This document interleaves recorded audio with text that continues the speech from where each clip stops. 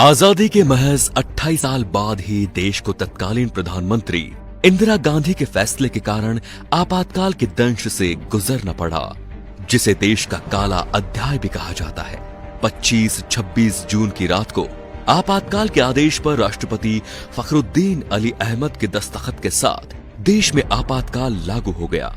अगली सुबह समूचे देश ने रेडियो पर इंदिरा गांधी की आवाज में संदेश सुना कि भाइयों और बहनों, राष्ट्रपति जी ने आपातकाल की घोषणा की है, लेकिन इससे सामान्य लोगों को डरने की जरूरत नहीं है। दिल्ली के रामलीला मैदान में हुई 25 जून की रैली की खबर पूरे देश में न फैल सके, इसके लिए दिल्ली के बहादुर शाह जफर मार्ग पर स्थित अखबारों के दफ्तरों की बिजली रात में ही काट दी गई। इसकी जड़ में 1971 में हुए लोकसभा चुनाव का था, जिसमें उन्होंने अपने मुख्य प्रतिद्वंदी राजनारायण को पराजित किया था। लेकिन चुनाव परिणाम आने के 4 साल बाद राजनारायण ने हाईकोर्ट में चुनाव परिणाम को चुनौती दी। 12 जून 1975 को इलाहाबाद उच्च न्यायालय के न्यायाधीश जगमोहन लाल सिन्हा ने इंदिरा गांधी का चुनाव निरस्त कर उन पर 6 साल तक चुनाव न लड़ने का प्रतिबंध लगा दिया और श्रीमती गांधी के चिर प्रतिद्वंदी राजनारायण सिंह को चुनाव में विजय घोषित कर दिया। राजनारायण सिंह की दलील थी कि इंदिरा गांधी ने चुनाव में सरकारी मशीनरी का दुरुपयोग किया, तय सीमा से अधिक पैसा खर्च किया और मतदाताओं को प्रभावित करने के लिए गलत तरीकों का इस्तेमाल किया। अदालत ने इन आरोपों को सही ठहराया था।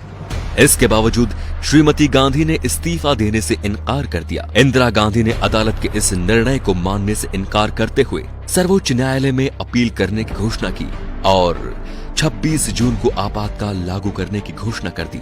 उस समय आकाशवाणी ने रात के अपने एक समाचार बुलेटिन में ये प्रसारित किया कि अनियंत्रित आंतरिक स्थितियों के कारण सरकार ने पूरे देश में आपातकाल की घोषणा कर दी है। इस दौरान जनता के सभी मौलिक अधिकारों को स्थगित कर दिया गया है। सरकार विरोधी भाषणों और किसी भी प्रकार के प्रदर्शन पर पूर्ण प्रतिबंध लगा दिया गया है। इसका आधार वो प्रावधान था जो धारा 352 के तहत सरकार को असीमित अधिकार देती है। इंदिरा जब तक चाहे सत्ता में रह सकती थी। लोकसभा विधानसभा के लिए चुनाव की जरूरत नहीं थी। मीडिया और अखबार आजाद नहीं थे। सरकार कैसा भी कानून पास करा सकती थी। मीसा और DIR के तहत देश में 1 लाख से ज्यादा लोगों को जेलों में ठूंस दिया गया। आपातकाल के खिलाफ आंदोलन के नायक जयप्रकाश नारायण की किडनी कैद के दौरान खराब हो गई थी। देश के जितने भी बड़े नेता थे, सभी के सभी सलाखों के पीछे डाल दिए गए। संजय गांधी ने VC शुक्ला को नया सूचना प्रसारण मंत्री बनवाया, जिन्होंने मीडिया पर सरकार की इजाजत के बिना कुछ भी लिखने बोलने पर पाबंदी लगा दी। जिसने भी इनकार किया उसे जेल में डाल दिया गया। सरकार की कोशिश थी कि लोगों तक सही जानकारी नहीं पहुंचे। उस कठिन समय में नरेंद्र मोदी और RSS के कुछ प्रचारकों ने सूचना के प्रचार प्रसार की जिम्मेदारी उठा ली। इसके लिए उन्होंने अनोखा तरीका अपनाया। संविधान, कानून, कांग्रेस सरकार की ज्यादतियों के बारे में जानकारी देने वाले साहित्य गुजरात से दूसरे राज्यों के लिए जाने वाली ट्रेनों में रखे गए। ये एक जोखिम भरा काम था, क्योंकि रेलवे पुलिस बल को संदिग्ध लोगों को गोली मारने का निर्देश दिया गया था। लेकिन नरेंद्र मोदी और अन्य प्रचारकों द्वारा इस्तेमाल की गई तकनीक कारगर रही। एक तरफ देश भर में सरकार के खिलाफ बोलने वालों पर जुल्म हो रहा था, तो दूसरी तरफ संजय गांधी ने देश को आगे बढ़ाने के नाम पर 5 सूत्रीय एजेंडे परिवार नियोजन, दहेज प्रथा का खात्मा, वयस्क शिक्षा, पेड़ लगाना, जाति प्रथा उन्मूलन पर काम करना शुरू कर दिया था। कहा जाता है कि लोगों की जबरदस्ती नसबंदी कराई गई। 19 महीने के दौरान देश भर में करीब 83 लाख लोगों की जबरदस्ती नसबंदी करा दी गई। कहा तो ये भी जाता है कि पुलिस बल गांव के गांव घेर लेते थे और पुरुषों को पकड़कर उनकी नसबंदी करा दी जाती थी।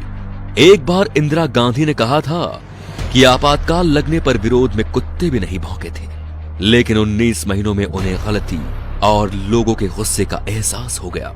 18 जनवरी 1977 को उन्होंने अचानक ही मार्च में लोकसभा चुनाव कराने का ऐलान कर दिया। 16 मार्च को हुए चुनाव में इंदिरा और संजय दोनों ही हार गए। 21 मार्च को आपातकाल खत्म हो गया, लेकिन अपने पीछे लोकतंत्र का सबसे बड़ा सबक छोड़ गया। तो दोस्तों, इंदिरा गांधी ने अपना राजनीतिक करियर बचाने के लिए इस आपातकाल की घोषणा की। इस आपातकाल का कदम क्या सही था? क्या लोकतंत्र का चौथा स्तंभ कहे जाने वाली मीडिया को जेल में डालना सही था? इन सारे सवालों को लेके आपकी क्या राय है कमेंट बॉक्स में जरूर बताएं। हमें आपका इंतजार रहेगा। और वीडियो पसंद आया हो तो लाइक कीजिए और वीडियो को शेयर जरूर कीजिए। धन्यवाद।